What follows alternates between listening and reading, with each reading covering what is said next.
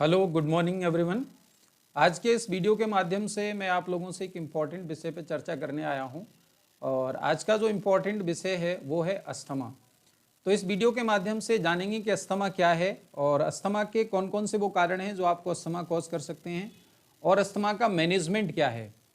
तो सबसे पहले मैं आपको बताना चाहूँगा कि अस्थमा क्या है। अस्थमा एक श्वसन संबंधी रोग है, एक रेस्पिरेटरी डिसऑर्डर है जिसमें व्यक्ति को सांस लेने में तकलीफ होती है, सांस लेने में परेशानी होती है। अगर मैं अस्थमा के डिस्ट्रीब्यूशन के बारे में बात करूं, यानी सामाजिक अकरेंस के बारे में बात करें कि समाज में कितने लोग इससे प्रभावित हैं, तो अगर भारत में बात करें तो लगभग 3.5 करोड़ लोग जो है अस्थमा से परेशान हैं। एक समय ऐसा माना जाता था कि अस्थमा एल्डरली पीपल में होता है, जिनकी उम्र ज़्यादा होती है, साथ में जो स्मोकर्स वगैरह होते हैं उनमें देखने को मिलता है। लेकिन आज के समय में ये सिनेरियो बदल चुका है। आज के समय में आप 5 साल, 10 साल, 15 साल के बच्चों को अस्थमा से जो है पीड़ित देख सकते हैं, अस्थमा देखने को मिल रहा है। और खासकर अगर मैं बड़े बड़े शहरों, मेट्रोपॉलिटन सिटी के बारे में बात करूं, जैसे दिल्ली है, मुंबई है, लखनऊ है, ऐसे शहरों में भी अस्थमा के केसेस राइज हो रहे हैं, ज़्यादा बढ़ रहे हैं। उसका एक मेजर कारण है एयर पोल्यूशन। तो ये तो अस्थमा के बारे में मैंने आपको समझाया। अब मैं आपको अस्थमा के वो कौन से कारण हैं जो अस्थमा ट्रिगर कर सकते हैं, यानी अस्थमा को इनिशिएट कर सकते हैं, उसके बारे में बताना चाहूँगा। तो सबसे पहले जैसे मैंने बताया कि एयर पोल्यूशन एक मेजर कॉज है, यानी धूल मिट्टी का एयर में पाया जाना, श्वास की जिस एनवायरनमेंट में हम सांस ले रहे हैं अगर वो बहुत ज़्यादा पोल्यूटेड है तो अस्थमा होने का चांस है। दूसरा, अगर आप जो है कोल्ड वेदर में एक्सपोज करते हैं, यानी कोल्ड वेदर में जाते हैं, तो वहाँ भी अस्थमा आपको ट्रिगर हो सकता है। तीसरा, सीवियर स्ट्रेस है, तनाव की वजह से भी अस्थमा देखने को यानी मिल सकता है, ट्रिगर हो सकता है। और कुछ केमिकल्स की वजह से भी अस्थमा हो सकता है। कुछ ड्रग्स भी ऐसे हैं जो आपको अस्थमा कॉज कर सकते हैं, यानी अस्थमा इनिशिएट कर सकते हैं। तो ये तो मैंने अस्थमा के ट्रिगरिंग फैक्टर के बारे में बताया, या जो कारण जो आपको अस्थमा कॉज कर सकते हैं।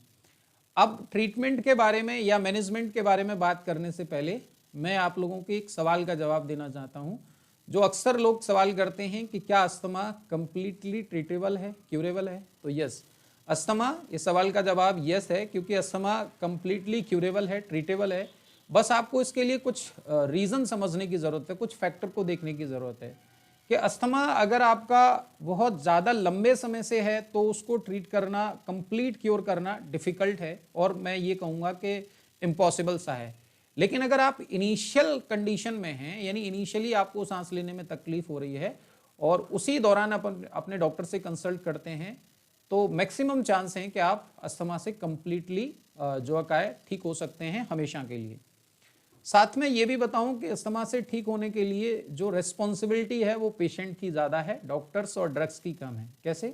क्योंकि अस्थमा आपका एक सेल्फ मैनेजेबल डिसऑर्डर्स है, या ये कह सकते हैं कि इसको मैनेज ज़्यादा किया जाता है।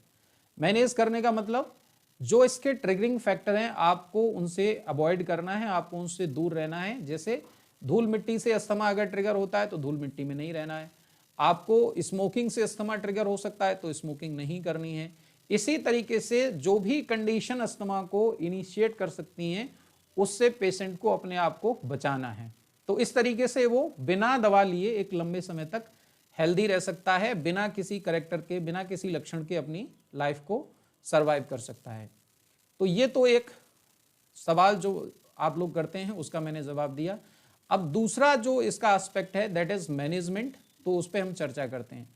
एक्चुअली अस्थमा के मैनेजमेंट को हमने 2 क्लास में बांटा है।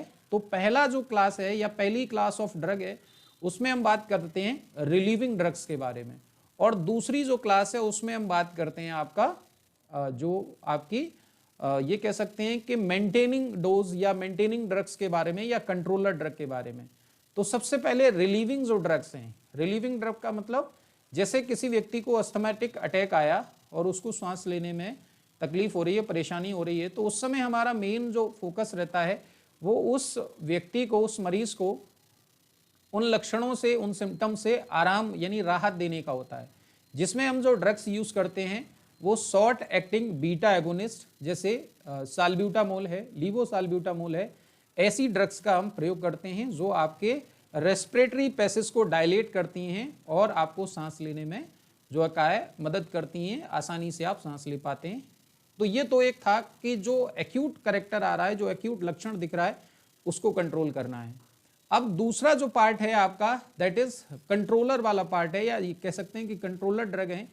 ये वो ड्रग्स हैं जो आपको कंटिन्यूअस बेसिस पर एक लंबे समय तक लेनी पड़ती हैं, जिसकी वजह से आपको अस्थमैटिक अटैक ना आए और आप जो है हेल्दी बने रहें। तो मैं आपको बताऊं कि जो आपकी शॉर्ट एक्टिंग ड्रग हैं, जैसे लीवोसाल्ब्यूटामोल है, साल्ब्यूटामोल है, ये इमीडिएट रिलीफ देती हैं, लेकिन जो कारण है उसके, जो आपके ब्रोंकियल स्पास्म का कारण है, जैसा मैंने बताया कि सांस की जो तकलीफ है, जो अस्थमा है, उसमें होता क्या है कि जो भी ट्रिगरिंग फैक्टर हमने बताया, जैसे धूल है, मिट्टी है, कोई ड्रग्स है, वो जैसे ही हमारे रेस्पिरेटरी पाथ में एंटर करती है, सांस नली के द्वारा हमारे अंदर जाती है, तो जो हमारा रेस्पिरेटरी पाथ है वो क्या हो जाता है, सिकुड़ जाता है। और इस सिकुड़ने की वजह से प्रॉपर एयर हमारी बॉडी में, प्रॉपर ऑक्सीजन एंटर नहीं कर पाती, जिसकी वजह से हमें तकलीफ होती है। तो उसको इनिशिएट करने के लिए जब कोई भी फॉरेन पार्टिकल एंटर करता है, तो वो हमारी रेस्पिरेटरी पाथ में इन्फेक्शन कर सकता है, इन्फ्लेमेशन कर सकता है, और उस इन्फ्लेमेशन की वजह से वहाँ की जो म्यूकस ग्लैंड्स हैं या जो रेस्पिरेटरी पाथ है वो नैरो हो जाता है, सकरा हो जाता है, और उसकी वजह से पेशेंट को सांस लेने में तकलीफ होती है। तो जो आपकी मेंटेनिंग ड्रग्स हैं या मेंटेनिंग डोज की ड्रग हैं, जो कंट्रोलर ड्रग हैं, वो उस इन्फ्लेमेशन को, उस सूजन को, उस जो है कह सकते हैं कि वहाँ पे जो डैमेज हुआ है उसको कंट्रोल करती हैं, उसको ठीक करती हैं, फिर आपको आगे चल के ये समस्या नहीं होती है। तो ये तो मैंने आप लोगों को इसके मैनेजमेंट के बारे में बताया। अगर मैं इसकी ये कहूँ कि और क्या क्या ऑप्शन है जिसकी वजह से अस्थमा से आप प्रिवेंट हो सकते हैं, तो मेनली तो मैं ये कहूँगा कि आपका जो चलने फिरने का तरीका है, आपका जो रहने का तरीका है, आपकी जो डेली एक्टिविटीज़ है, उसको आप ऐसा रखें कि ताकि आपको अस्थमा का अटैक रिकरेंट ना हो, बार बार ऐसा ना हो। क्योंकि अस्थमेटिक अटैक जब बार बार होते रहते हैं तो उस केस में व्यक्ति को जो है उसकी डाइजेस्टिव पावर रिड्यूस हो जाती है, उसकी इम्यूनिटी रिड्यूस हो जाती है, और ये कह सकते हैं कि उसकी बीमारियों से लड़ने की क्षमता भी कम हो जाती है। इसका रीज़न क्या है? क्योंकि जब आप अस्थमेटिक जो है एपिसोड में होते हैं, जब अस्थमा होता है पेशेंट को, तो उसकी बॉडी का जो ऑक्सीजनेशन है वो प्रॉपर नहीं हो पाता है। अगर आपके शरीर में ऑक्सीजन प्रॉपर नहीं जाएगी तो ये सारे लक्षण जब आपके शरीर में रहेंगे, आपकी बॉडी का ऑक्सीजनेशन नहीं होगा, तो आपकी बॉडी नॉर्मली हेल्दी नहीं रहेगी। यानी ऑक्सीजन की डेफिशिएंसी से ये सारे प्रॉब्लम हो जाएंगी। ना ही आपको खाना सही से पचेगा, ना ही आपको जो है बीमारियों से सही से लड़ पाएंगे, छोटे छोटे इन्फेक्शन आपके शरीर में होते रहेंगे। तो इसको आप सेल्फ मैनेज करके चलिए, इस तरीके का जीवन जिए जिससे आपको ये कंडीशन ना हो। और मैंने पहले ही बताया है कि इसके जो भी कारण हैं उनसे आपको अवॉइड करना है, उनसे बच के रहना है। बाकी अस्थमा बहुत ज़्यादा कोई सीवियर डिसऑर्डर नहीं है अगर आप तरीके से चलते हैं। क्योंकि कई बार आप लोगों ने देखा होगा कि आपके आसपास बहुत सारे ऐसे लोग हैं जो इतना नियम से चलते हैं, इतना परहेज से चलते हैं कि उनको कभी ये प्रॉब्लम नहीं होती है, जबकि वो अस्थमेटिक पेशेंट होते हैं। ऐसे मैं कई लोगों को जानता हूँ जो कंप्लीट जो है बिना ड्रग्स के एक लंबे समय से रह रहे हैं, और उसका रीज़न यही है कि वो हर चीज़ को, हर एक्टिविटीज़ को बड़े सोच विचार के करते हैं।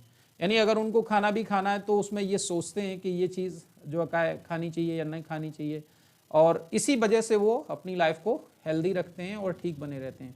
तो अस्थमा बहुत ज़्यादा प्रॉब्लम की वजह नहीं है, बस आप इसमें एक्सेसिव मेडिकेशन ना करें, सेल्फ मेडिकेशन ना करें।